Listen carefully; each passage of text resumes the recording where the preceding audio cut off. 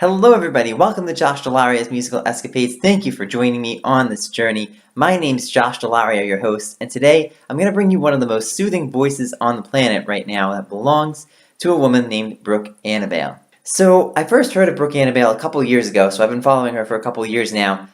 She released an album called The Simple Fear back in 2015, and one of the songs from that album, called Decide, almost made my top 20 that year. I nominated it for the top 20, and it unfortunately fell a little bit short. But one of the things I love about Brooke Annibale is that she has an awesome voice, and she's great at using musicality and all that sort of stuff.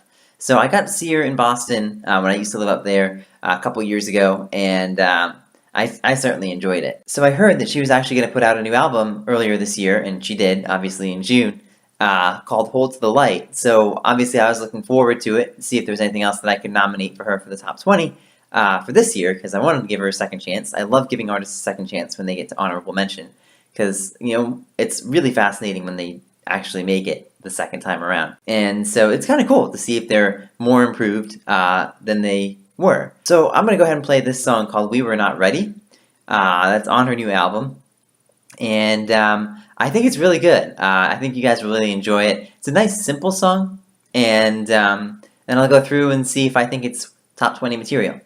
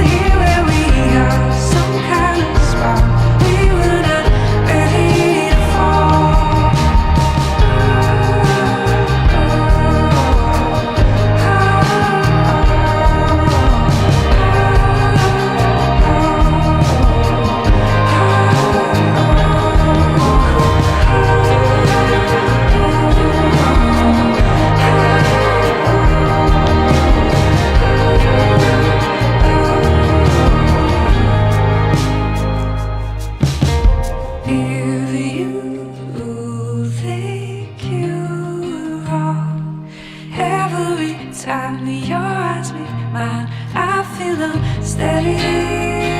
You think you're alone, here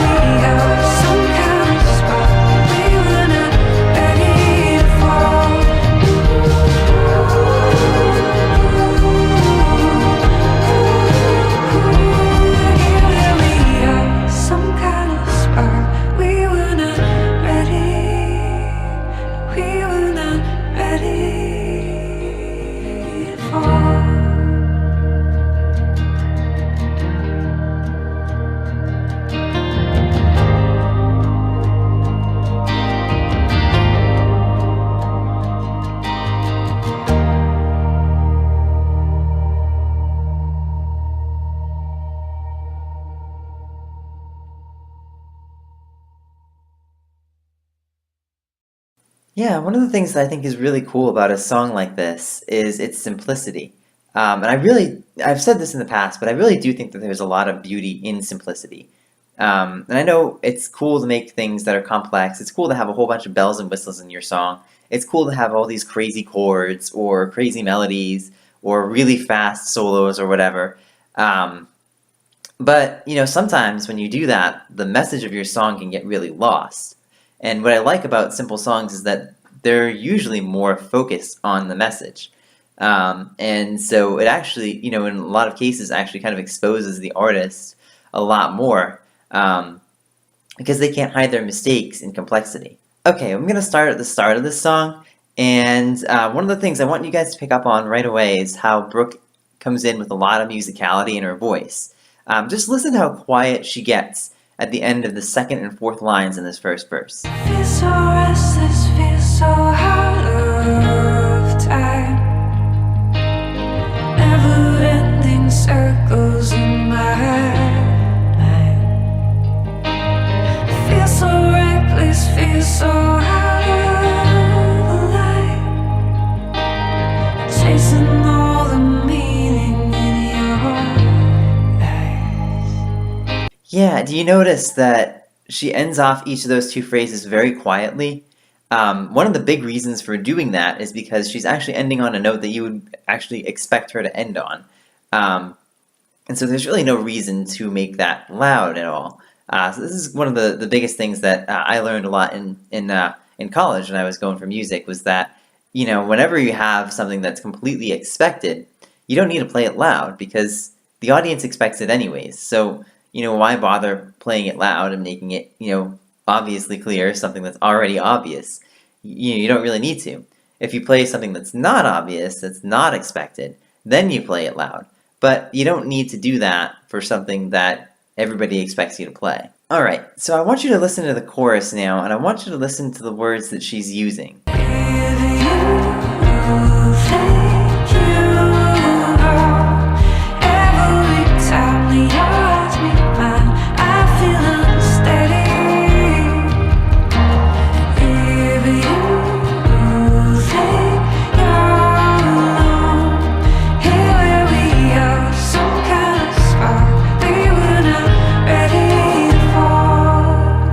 Yeah, see, I don't know if they're necessarily like the biggest, brightest words, but they're just not quite what you'd expect to hear, and I think that's a great thing.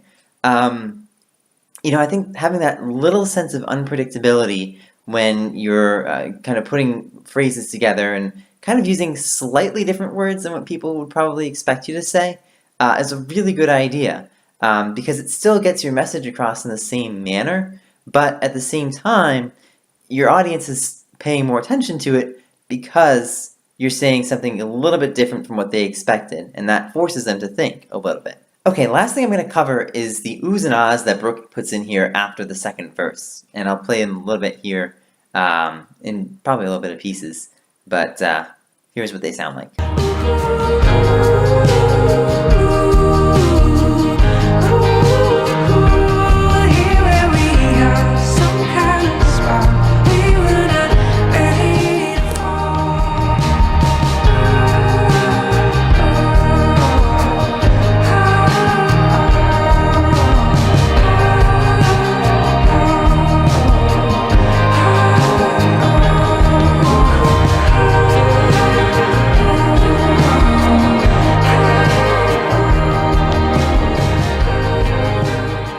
I don't know that this is necessarily the best idea she could have come up with. I do wonder if she could have put a really good bridge in that position. But I still think it sounds really beautiful, nonetheless. And again, it's just something simple that you can do that, again, just sounds really nice. Again, you don't really have to be overly complex to have something sound good. You just kind of need to do what's right for the song. And again, I'm not quite sure that this kind of fills the song out for me, but you know, um, it's quite possible that Brooke might not have had a whole heck of a lot to say beyond what she put in the couple of verses. So you never know.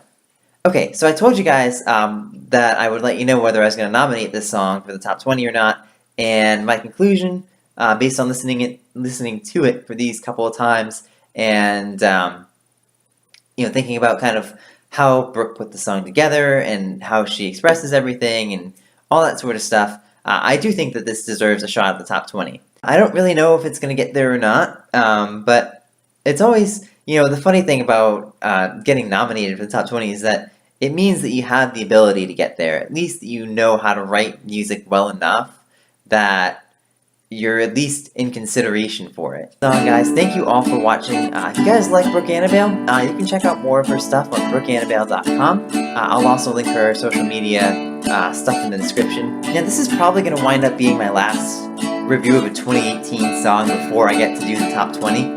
I'll probably still have a couple other ones coming next year, but this is probably the last one I'm going to do.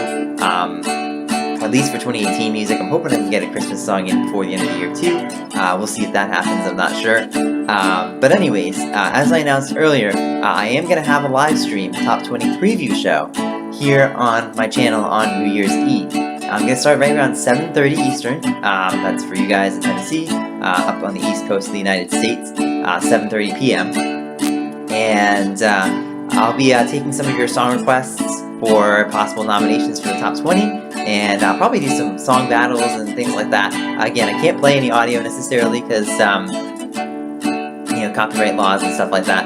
I definitely want to protect the artist's music and things like that. And I can't, just ask all of them right around before I can get to that. So most likely I will not be able to play everything that I would like to, but I can at least listen to the songs on the air, give you my feedback. You guys can kind of tell what I think, and I'm going to start putting together the top 20 as well. And so that way you guys might have a little bit of a sense of how it's going to go before I start to release it on New Year's Day. And of course, if you have any other song suggestions between now and then, please feel free to send me an email at joshdell'ariasmusicalescapades@gmail.com, or put it on our Facebook page. It's facebook.com/joshdmusicalescapades. Or you can put it in the comments below, and I will listen to it, and I will give you my feedback on it, like I would on New Year's Eve. Again, everybody, thank you all for watching, and until next time, go make great music.